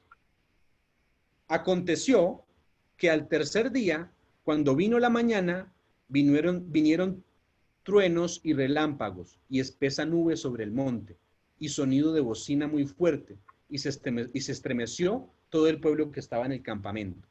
Y Moisés sacó del campamento al pueblo para recibir a Dios y se detuvieron al pie del monte. Todo el monte Sinaí humeaba porque Jehová había descendido sobre él en el fuego. Y el humo subía como el humo de un horno y todo el monte se estremecía de gran manera. El sonido de la bocina iba aumentando en extremo. Moisés hablaba y Dios le respondía con voz tronando. ¿Sí? Interesante. Es los mismos eventos. Entonces pregunta, ¿cuándo se abre cuando se abre, más bien, en 1844, ¿cierto? Allí se abre el lugar santísimo. O sea, se abre el Naos. O sea, ¿se abrió qué? El Naos, pero específicamente el lugar santísimo. Se abre y se ve ¿qué? Apenas se abre, ¿qué ven? El arca del pacto. El arca del pacto. ¿Y hubo estos mismos fenómenos? Sí. ¿Sí? Porque se va a ver su ley. La ley es la que produce eso. Los pioneros dijeron que la ley, ¿recuerdan que cuando entraron al lugar santísimo se dieron cuenta de varias cosas? Por ejemplo, que la ley ya no fue clavada, el sábado, la reforma pro salud, ¿cierto? Y bueno, varias de las cosas. Ahora, ahí entonces Apocalipsis 11 nos está refiriendo en el momento en que se abrió el templo, o sea, cuando comienza la obra en el lugar santísimo. Ahora, Apocalipsis 15 del 5 al 8 nos habla específicamente de otro evento también donde se refiere al Naos. Eso también lo vimos la vez pasada, ¿sí? El Naos, el lugar donde se encuentra el arca del pacto. Recuérdenme una cosa. ¿Ustedes recuerdan el caso de los filisteos cuando se llevaron el arca? Ajá. ¿Sí? ¿Qué pasó cuando los filisteos comenzaron cuando se llevaron el arca? La colocaron en el templo de Dagón. Hubo truenos también, hubo todo. Bueno, ¿Sí? no, pero ¿O? sí, eso pasó, pero algo pasó interesante, y es que el arca comenzó a derramar plagas sobre los filisteos. Ok, ¿Sí? sí. Ah, Así lo dice específicamente. ¿Perdón? Sí, que hasta que ellos, después de todas las maldiciones y plagas y cosas, lo que querían era que se las llevaran rapidito. Exacto. Entonces, mire, Sí. comenzaron a derramar las plagas. El arca comenzó a... Ajá. Yo siempre he pensado eso. Yo he pensado, porque si, por ejemplo, una persona que no fuera los destinados para cargar el arca, una persona tocaba el arca, se moría, pasaba algo, ¿por qué los filisteos pudieron llevarse el arca? Sí se la llevaron, claro. Se la llevaron, pero eso lo que dice básicamente es que derramó plaga por donde fueron, ¿sí? De hecho, el caso, cuando ustedes leen el caso de los filisteos, pues primero porque era santidad de Jehová y solo había unas personas dedicadas a tocar eso. El sumo sacerdote, en este caso era el intercesor. Se la llevaron y cuando se la llevaron comenzaron a ocurrir, no ipso facto, pero comenzaron a ocurrir plagas. De hecho, ¿qué pasó? Ellos se la llevaron también porque ellos creían que como ganaban siempre las victorias, las peleas, entonces a ellos le iban a suceder lo mismo. Y se la llevaron por eso, pero cuando se dieron cuenta que le caían eran cosas, maldiciones, entonces quisieron entregarla. Sí, Sí, pero la pregunta, como dice Diego, es si nadie podía tocarla, porque se acuerda cuando el arca se fue a caer, bueno, alguien fue a cogerla para que el arca no se cayera y ahí mismo murió ipso facto. Entonces Diego dice, ¿por qué si nadie se podía acercar sino el sumo sacerdote a tocar el arca del pacto? Porque estos filisteos sí se la pudieron llevar, o sea, no los quemó de ipso facto a ellos. Primero que todo eran los levitas y segundo, pues el arca tenía una cosa para cargarla. El problema fue cuando la tocaban directamente. Además, además fue un evento especial ahí porque el arca siempre se sostenía sola, no tenía que nadie cuidarla. Y como ellos vio que se iba a caer, entonces ellos fueron a cogerla. Creyó que el arca se iba a caer y el arca se sostiene sola. Entonces ahí fue que le sucedió eso a ellos especialmente. A los levitas específicamente, pero ellos no la tocaron. Es decir, y los que la tocaron y solamente en el lugar donde estaba comenzó a derramar plagas. La pregunta es ¿por qué comenzó a derramar plagas donde estaban los filisteos? Porque no estaba en el lugar correcto. En el lugar que era, ¿no? No, porque los filisteos, como dijo David en su momento, eran incircuncisos, eran paganos. ¿Y qué hacían los filisteos? Pisoteaban la ley de Dios. Al pisotear la ley de Dios, entonces se derramaban plagas, ¿sí? Por eso se derramaban, ¿sí? Y le dijeron, ¿recuerdan? Se las llevaron de ciudad a ciudad y en cada ciudad derramaba sus plagas. Hasta que un día le dijeron a David, venga por su arca porque ya estamos cansados, ¿sí? Ahora, cuando se abre en el capítulo que vamos a leer, que es Apocalipsis 15, 5 al 8, se abre el naos, el lugar santísimo, y cuando más, aquí está hablando de cuando se cierre, no cuando se abre, sino cuando se cierre la gracia, ¿sí? ¿Qué va a pasar cuando se cierre la gracia? Cristo va a dejar de interceder. Según en lo el que estamos lugar. hablando, se derraman las plagas, ¿sí? Se Ujú. derraman las plagas. ¿De dónde se derraman las plagas? ¿De dónde vienen? Del cielo. ¿Del cielo de qué parte? Del lugar Del lugar santísimo. santísimo. Del lugar santísimo y del arca. ¿Por qué? Así como los filisteos y los incircuncisos pisotearon la ley de Dios. El mundo en ese momento habrá pisoteado la ley de Dios y el arca entonces se abre y derrama plagas para el mundo que ha pisoteado la ley de Dios. Léanlo en el versículo 5. Entonces, Apocalipsis 15, versículo 5. Dice, se me olvidó decirles que hoy el tema era un poco largo, pero voy a tratar de partirlo entonces. Dice, versículo 5. Después de estas cosas miré, y aquí que fue abierto el cielo en el templo. Aquí utiliza la palabra naos, o sea, el lugar santísimo, porque dice incluso, mire, fue abierto el cielo, en el cielo, el templo del tabernáculo del testimonio. O sea que el templo es el naos, un lugar que está dentro del tabernáculo, ¿sí? O sea, el lugar santísimo del tabernáculo, el tabernáculo aquí equivale al santuario en su totalidad, ¿sí? Versículo 6. Y del templo, ¿sí? Del templo del tabernáculo, del lugar santísimo, salieron los 7 ángeles que tenían las 7 plagas, vestidos de lino limpio y resplandeciente y ceñidos alrededor del pecho con cintos de oro. Y uno de los 4 seres vivientes dio a los 7 ángeles 7 copas de oro llenos de la ira, ¿sí? La puerta de la gracia se ha cerrado, que vive por los siglos de los siglos. Versículo 8, y el templo del tabernáculo, el lugar santísimo, se llenó de humo. Ustedes me preguntaban, ¿recuerdan que en el Antiguo Testamento, cuando hablamos del santuario, también se llenaba de humo? ¿Qué representa el humo? En este caso no era humo, era humo de incienso, era incienso básicamente. Ahorita vamos a darnos cuenta de eso. ¿Qué representa el incienso? ¿Sí? ¿Por qué nadie podía entrar en el santuario cuando se llenaba de humo? Lo estaban purificando. Por la presencia de Jesús. Jesús era el único que podía entrar y entraba en representación como el humo, ¿sí? El humo era el único que podía entrar, era el sumo sacerdote, ¿recuerdan? Pero el humo se llenaba, estando ahí adentro, él hacía su ejecución y eso pasaba. Aquí pasa lo mismo, está haciendo la purificación y mientras hace la purificación, nadie ya puede estar orando. ¿Por qué? Pues no puede estar orando, no. Nadie puede, digamos, entrar al lugar santísimo. Dice, se llenó de humo por la gloria de Dios y por su poder, y nadie podía entrar al templo, lo dice acá claramente.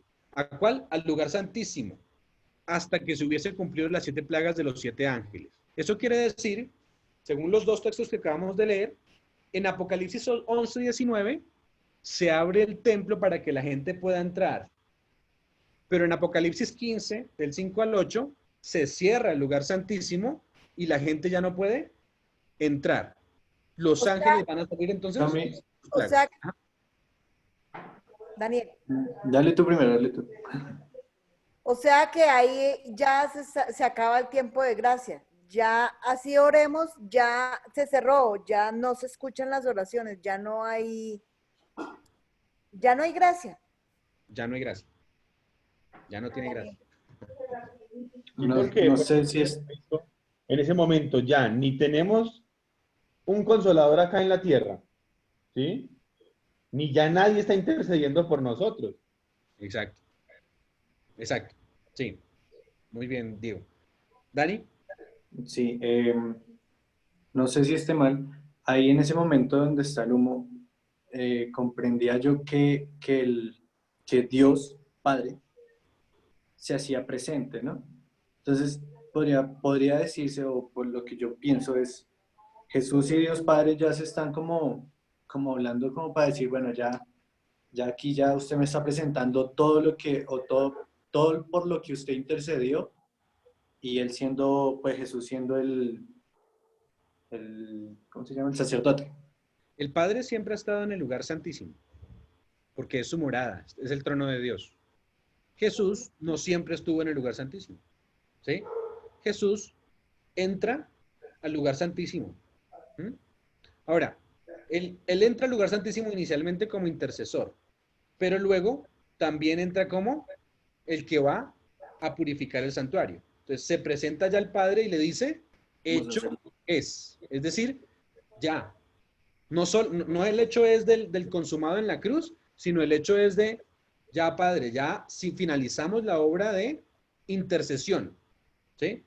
Ya yo intercedí, ahora ya estoy finalizando mi purificación. Recuerden, el humo pasaba al lugar santísimo, se llenaba con el humo y estaba terminando la obra de la intercesión. Era la última vez que iba a interceder, ¿sí? Ya se iba a purificar el santuario. Entonces, esos son los dos eventos. La pregunta que nos hacíamos al principio es, ¿cuál templo? Entonces, la respuesta es, el naos, o sea, el lugar santísimo, es el que se va a medir, ¿sí? Eso es lo que va a pasar. Entonces, lo que estoy diciendo aquí es, en Apocalipsis 11:19, se nos narra cuando el templo fue abierto para entrar, cuando podíamos entrar por la fe. ¿A qué? ¿Cómo entrábamos? Ahorita vamos a darnos cuenta. Pero Apocalipsis 15, del 5 al 8, es cuando se cierra el lugar santísimo. Ya no se puede entrar, más bien van a salir los ángeles con las plagas, ¿sí? ¿Por qué? Porque finalizó la obra de intercesión. La última intercesión fue hecha por Jesús. Ya todos los casos fueron analizados y ya se finalizó la obra, al menos de purificación, ¿sí?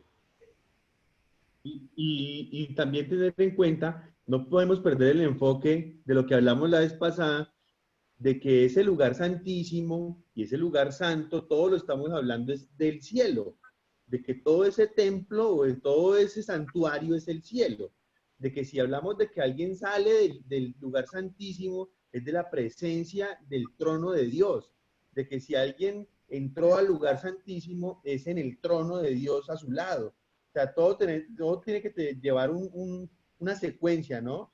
Porque no podemos decir, si entonces llegó el Padre y el Hijo al lugar santísimo, no, pues es que el Padre siempre está en el lugar santísimo porque es donde está, es su trono. Sí, de hecho, esto tiene que ver con el problema del pecado. El problema del pecado, cuando hubo pecado, ¿qué se rompió? Las tablas de la ley. La relación, No, la rompió la relación relación directa con el que había con Dios. La relación con Dios. Eso fue el lo que se Padre. rompió. ¿Quién fue el intermedio? ¿Qué le tocó hacer a Dios para que esa relación fuera restaurada? A Cristo Jesús. La muerte de Cristo es la que nos vuelve a reconciliar con el Padre. Exacto, la muerte de Cristo. Entonces, solamente a través de la muerte de Cristo. Ahora, ¿quién es el único que se puede presentar al lugar santísimo por nosotros? Cristo Jesús. Cristo, porque la muerte de Cristo es la única que vale. Esa muerte fue la que le valió la entrada al lugar santísimo, ¿sí? Ahora, nosotros podemos entrar al Esa es lugar la que nos da la esperanza hoy. ¿Nosotros podemos entrar al lugar santísimo? Todavía no. Por fe. Con él, sí. ¿A través de quién? Por fe, a de través de Jesús. Cristo. A través de Jesús. Ahí está una manera de orar. Sí. ¿Por qué yo oro en nombre de Jesús y por qué yo oro directo al Padre? Porque mis oraciones no serían escuchadas, podríamos decirlo de alguna manera, si yo le orara directo. Necesito orar a través de Jesús porque es su sacrificio el que me da entrada al lugar santísimo. ¿Sí? Listo. Tenemos el templo. Entonces el templo, específicamente el naos y el lugar santísimo. ¿Sí? Ahora, otra pregunta que hacíamos es, ¿quiénes son los que adoran en el templo? Ya dijimos que ¿cuál templo? El santuario celestial, el lugar santísimo. Ahora, ¿quiénes adoran en el templo? Los ángeles. Porque dice el versículo 11, vuélvanlo a repetir, pero ustedes lo leyeron. Dice, es necesario que profetices otra vez y después dice que iba a medir el santuario, el templo, ¿cierto? Los que adoran en él. ¿Y qué más? No me acuerdo. Bueno, sigo allí. Entonces, ¿quiénes son los que adoran en el templo? Los que profesaron el nombre de Jesús. Eso lo hemos visto varias veces, ¿sí? Pregunta, ¿cómo puede el pueblo de Dios adorar en el tiempo celestial a partir de 1844, durante la sexta trompeta, viviendo en la tierra? Ustedes saben, en 1844 estamos en la sexta trompeta, pero el pueblo de Dios vive en la tierra. Es la pregunta que hacíamos hace un momento, ¿no? La que respondimos de alguna manera. Guardando su ley ¿Por y qué? predicando el mensaje. Pero ¿cómo nosotros podemos ¿Por qué? adorar en el templo celestial? ¿Gracias a qué? Por fe, por la fe, por la obra de Cristo. Exacto. En el día de expiación, el pueblo seguía la obra del sumo sacerdote por fe. ¿Sí? Ellos estaban en ¿dónde se encontraba el pueblo? Afuera. Afuera. Mientras tanto, el sumo sacerdote purificaba el santuario. Mientras él estaba purificando el santuario, el pueblo debía reunirse fuera del santuario y seguir la obra del sumo sacerdote por fe. Todos afuera reunidos, afligían sus almas, ayunaban, se abstenían incluso de trabajar, era un sábado ceremonial. ¿Estaban adorando entonces en el templo? Sí, pero estaban afuera. Aunque el sumo sacerdote estaba en el templo y ellos no, el pueblo estaba en el lugar santísimo por fe, porque estaban en comunión con la obra. Pregunta para nosotros, ¿cómo estamos nosotros hoy con el cielo, con el lugar santísimo? ¿Estamos allí por fe o todavía nos ha olvidado que debemos estar por fe? ¿Sí? En los servicios del santuario del Antiguo Testamento, el pueblo podía ver el ritual que ocurría en el atrio. ¿Sí? O sea, ¿el pueblo sí podía ver lo que ocurría en el atrio? Sí. Sí, porque a él tenía acceso. Ahí era donde se hacía eso, el sacrificio. El lavacro y el altar del sacrificio. Sí, miren que en el atrio había eso. El altar del sacrificio, fuente para lavarse, ¿cierto? La gente podía ver mientras estaba en el campamento lo que hacían en estas dos partes, tanto en el altar del sacrificio como en la fuente. ¿Qué representa los sacrificios en el altar del sacrificio? ¿Cómo así, Cami? ¿Qué representa el sacrificio en el altar del sacrificio? Pues el bautismo. La muerte de muerte de Cristo. De Jesús. ¿En dónde murió Jesús? La cruz. Sí, pero ¿en qué parte? En el altar de sacrificio.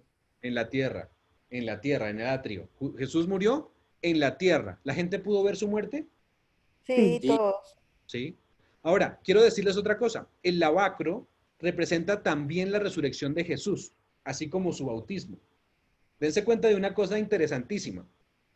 ¿Desde dónde vino Jesús cuando vino su primera vez? Desde el cielo. Desde el cielo. Entonces, ustedes encontraban el santuario. Después del santuario encontraban ¿qué? Lugar santísimo. No. El santuario, o sea, me refiero al santuario, al lugar santísimo del lugar santo. Encontraban. Después, si iban hacia entrando, sino saliendo del lugar. atrás. ¿Qué veían primero? Pues estaba el pueblo, ¿no? Estaban todas las... Vuelvo a hacer la pregunta, ¿cierto? ¿Qué era lo primero que encontraba el sacerdote cuando salía del lugar santo? El sumo sacerdote iba saliendo del lugar santísimo. Santo. Lo primero que veía era el lugar santo. Exacto. ¿Sí? Después veía el atrio. Y después veía el pueblo ya afuera. No, un segundo. Ahí, en la parte donde iba saliendo del lugar santo, ¿qué era lo primero que veía? ¿El altar de sacrificio? No. ¿El lavacro? ¿Se lavaba las manos? El lavacro. Era lo que veía, el lavacro. Eso quiere decir, Jesús descendió del cielo y ¿qué fue lo primero que hizo? Se bautizó. Se bautizó, comenzó su ministerio. Y después, ahora sí que veía. El altar. El altar del sacrificio. O sea que murió por nuestros pecados. Ahora, ¿luego qué pasó? ¿Volvió otra vez a dónde? Al lavacro, que ahora representa su resurrección. ¿Sí? ¿Eso es como otro quiasco? Eso no es un quiasmo, pero eso es básicamente parecido. ¿Sí? Un quiasmo a lo Esparza. No, simbólicamente, pues, en el lavacro, el bautismo, que fue volver a nacer, ¿sí? Morir en el sacrificio, después volver a nacer en el lavacro, que fue la resurrección, y ahí sí ascender. Amén. De hecho, así comprendemos el texto de Colosenses, ¿sí? Colosenses nos habla de que Cristo las primicias, que murió en la cruz, pero resucitó, ¿sí? Léanse Colosenses 1 en adelante y van a darse cuenta de esa figura. Pero eso es específicamente lo que quiero que entiendan. Mire que ustedes preguntaban la vez pasada, ¿cómo vemos para qué un santuario, no? Pues mire, aquí hay al menos una manera que nos está expresando lo que hizo Jesús por nosotros. Venía del cielo, fue a la tierra que era el atrio, entró en el bautismo, comenzó su ministerio del que nos habla de la profecía de las 70 semanas, después pasó al altar del sacrificio, murió por nosotros, volvió otra vez al lavacro en su resurrección, nació otra vez, como dice Diego, de nuevo, ¿sí? Por nosotros, y volvió ¿a dónde? Al cielo, otra vez comenzó en el lugar santo y fue después al lugar santísimo. Así que el lavacro representa la resurrección de Jesús, ¿sí? En este caso en el que queremos ver, ¿sí? Perdón. El pueblo podía ver lo que pasaba en el atrio, pero les hago una pregunta. ¿Podía ver lo que pasaba en el santuario? No. No. Cuando me refiero al santuario es el tabernáculo. ¿Listo? ¿Podían ver lo que pasaba en el tabernáculo, lugar santo y lugar santísimo? No. No, señor. ¿Pero nosotros podemos seguir su obra? Sí. Sí, de esa manera, por fe, entramos al santuario y lo adoramos. Seguimos por fe a Jesús. Podemos acercarnos, dice Hebreos, al trono celestial. Mire lo que dice Hebreos 4:16. Hebreos 4:16 nos dice, acerquémonos pues confiadamente ¿a dónde? Al trono de la gracia. ¿Dónde queda el trono de la gracia? En el lugar santísimo. En el lugar santísimo. Entonces sí podemos entrar al lugar santísimo. Dice, para alcanzar misericordia y hallar gracia para el oportuno socorro. Qué bonito texto. Los adoradores entonces somos nosotros. ¿Cuál es el templo que se va a medir? ¿Sí? ¿O qué es el templo que se va a medir?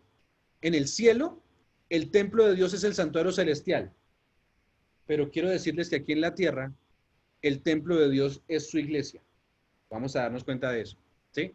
En el cielo, el santuario de Dios es celestial. ¿Sí? Ese es el original. En la tierra, el templo de Dios es su iglesia. ¿Sí? Miren, dense cuenta, simbólico en la tierra. En el Antiguo Testamento, Dios, ¿a quiénes evaluaba en ese día? Las vidas de los que estaban afuera en el campamento. ¿Sí?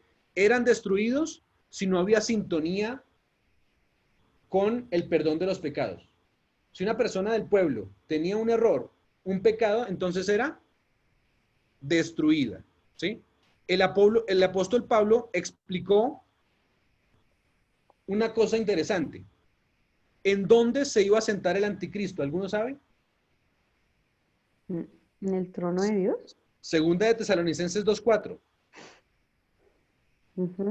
Lo voy a leer yo para ir más rápido porque ya... Pues madre, tenemos... No, va a tocar terminar ahí. Voy con esta idea y con esta idea porque ya... Hoy era más largo, pero entonces el miércoles terminamos. Segunda de Tesalonicenses 2:4. Dice, yo voy a leer solamente la parte que nos corresponde acerca de la pregunta que hice, y es, ¿dónde se iba a sentar el anticristo? Ahora, pregunta primero, ¿quién es el anticristo? Todos los que ya están por Cristo. Pero en este caso, Tesalonicenses, ¿quién es? El cuerno pequeño. El cuerno pequeño, específicamente nombres. El papado. Roma papal, exacto. Muy bien. Dice, el cual se opone y se levanta contra todo lo que se llama Dios o es objeto de culto. Dice, tanto que se sienta en el templo de Dios como Dios, haciéndose pasar por Dios. ¿Sí? Los teólogos protestantes, muchas de las iglesias de hoy, afirman que el templo judío se va a reconstruir y que el anticristo se va a sentar en un lugar literal, que se va a sentar en la tierra y específicamente por allí en el Medio Oriente. ¿Están esperando que se termine esa pelea? A ver si pueden reconstruir. el santuario. Eso es lo que esperan, ¿sí? Ahora, ¿será que eso es verdad? No. Si el templo está en el cielo, es imposible que se siente allí. Entonces la pregunta es, ¿dónde se sienta? El templo espiritual es la iglesia. Las vidas de los que profesan son las que se evalúan, ¿sí? Eso quiere decir, en el cielo está el templo, pero el templo aquí es su iglesia. Mira lo que dice Mateo 21, 12 y 13. Cuando Jesús, Mateo 21, 12 y 13, cuando Jesús entró al templo judío, al concluir la entrada triunfal, se refirió al templo judío como el templo de Dios y mi casa. Miren lo que dice aquí, versículo 12. Y entró Jesús en el templo de Dios y echó fuera a todos los que vendían y compraban en el templo. Y volcó las mesas de los cambistas y las sillas de los que vendían palomas. Versículo 13. Y les dijo, escrito está, mi casa, está hablando del templo, mi casa, casa de oración será llamada, mas vosotros la habéis hecho cueva de ladrones. De ladrones. ¿Sí? El templo judío era la casa de Jesús, pero él dijo, la han hecho cueva de ladrones. Si ustedes siguen leyendo el capítulo 22 y el capítulo 23, nos enseña que en el templo, si ustedes leen el capítulo 22 y 23, van a darse cuenta que comenzó a predicar Jesús en el templo y muchos rechazaron sus enseñanzas, ¿sí? Les hablaba a todos los grupos, a los fariseos, a los saduceos, y entonces rechazaron sus enseñanzas. Así que Jesús sale del templo y en Mateo 23, el versículo 38 dice, hablando de cuando Jesús abandonó el templo, les dijo a los líderes, 8, he aquí, vuestra casa os es dejado desierta. Eso quiere decir, ya no era la casa de él, ¿sí? Las dos palabras que utilizamos para Jerón, para templo, que era Jerón y Naos, Pablo nunca las utiliza para referirse al templo judío literal. Es decir, más bien, la palabra Naos, Pablo nunca la utiliza para referirse al templo judío literal, a ese templo del que está hablando allí, al templo que dijimos que era el anticristo donde se sienta. Siempre utilizó la palabra Hierón, ¿sí? Pablo usó siempre, sí, la palabra Naos para referirse a la iglesia y para referirse al templo espiritual. En el libro de Hechos, el templo judío se menciona al menos 25 veces, pero nunca se le llama Naos. Siempre se le llama Hierón, o sea, al edificio como tal judío. Cuando Pablo dice que se va a sentar el anticristo en el templo, se refiere a un templo aquí en la tierra, ¿sí? ¿Sí? Eso es específicamente lo que queremos decir. Ahora, yo creo que tenemos que dejar ahí, porque lo siguiente es, no puedo seguir porque si sigo... Nos dan las 12 de la noche. Sí. Vamos hasta ahí. Es decir, quedamos en la pregunta de...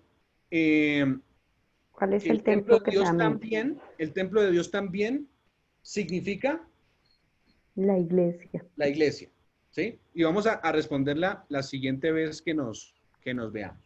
Así que, pues muchas gracias. Lástima, no pudimos, digamos, dar una conclusión completa, pero aquí hasta el momento sabemos que el templo celestial era el lugar santísimo en el cual se iba a medir.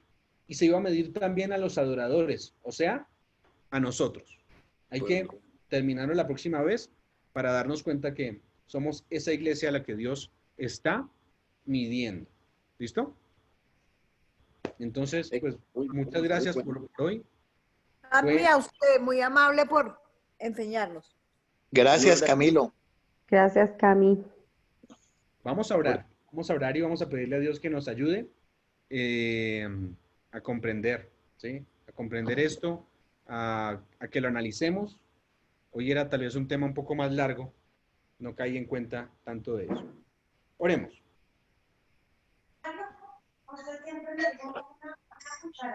Señor, te damos gracias por este día que el color lo dice.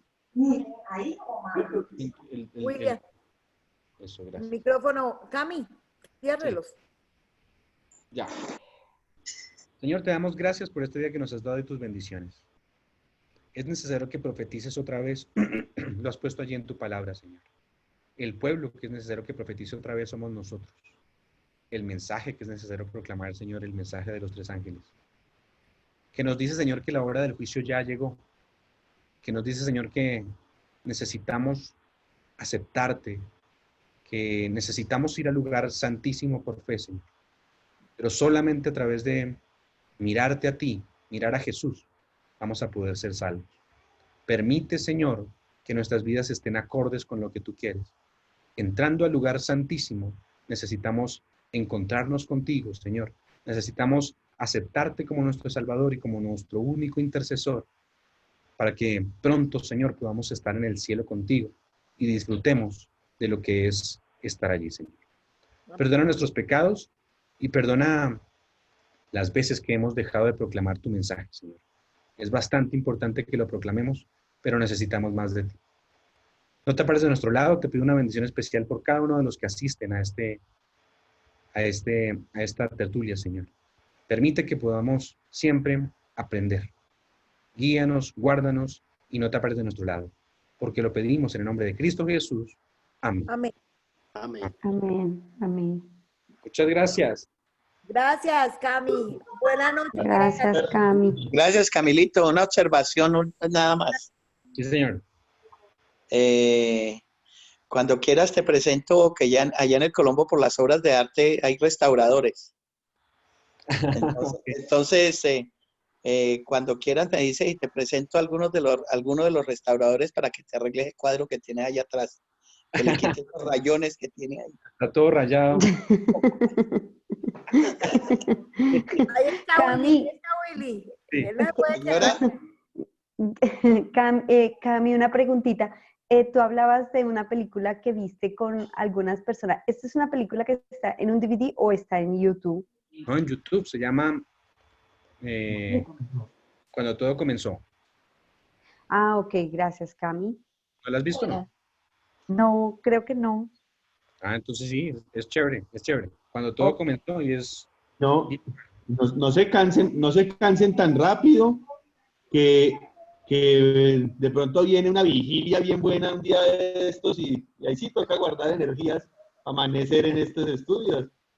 es que estamos apenas calentando. Estamos Estamos calentando, Dieguín. Eso. Una feliz noche para todos. Saludos, Diego, Sandra, Mauricio. Bueno, mi hermano, que esté muy bien, ¿no? Que pasen buena Daniel, noche. Dios lo bendiga. Gracias, Cami. Chao. Gracias, Cami. Chao, Cami. Chao, Cami. Chao, Luisita. Me avisas la próxima, Cami. Sí, señor. Cami, Sí.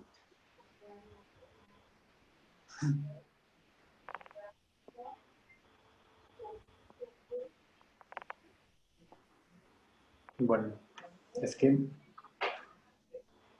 bueno, hay pedazos donde pues le entendía y otros donde como que me iba y volvía, pero no.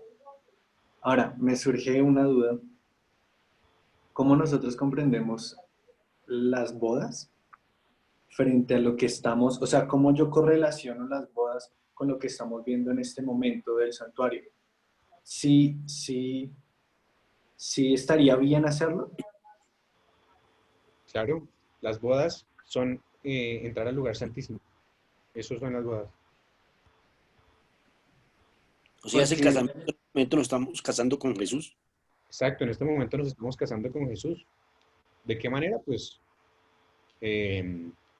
poniendo nuestros caracteres afinados a la intercesión que Él está haciendo con nosotros.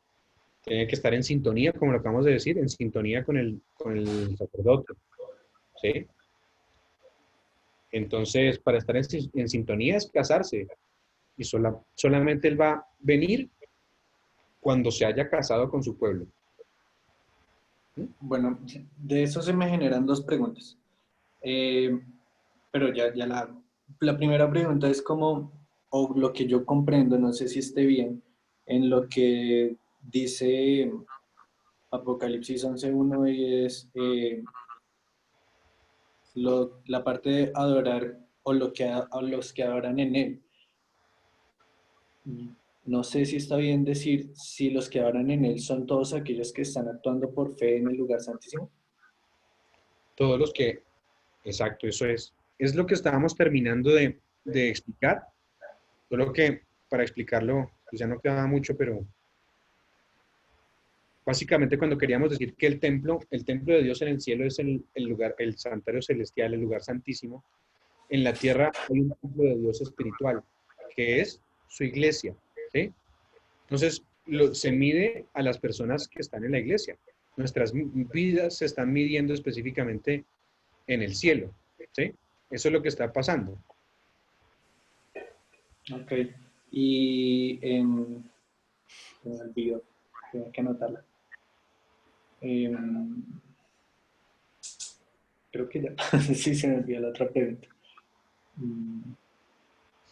Básicamente lo que estamos diciendo hoy es es necesario que profetices otra vez. Y profetizar otra vez significa comprender la obra que Jesús está haciendo en el santuario celestial, ¿sí?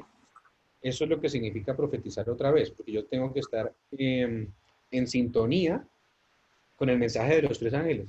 Quiere decir que la hora del juicio ya llegó y que yo soy una de las personas que en cualquier momento pues, va a ser analizada en ese juicio, ¿cierto?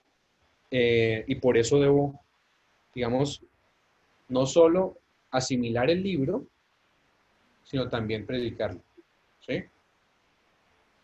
Ya me acordé de la pregunta.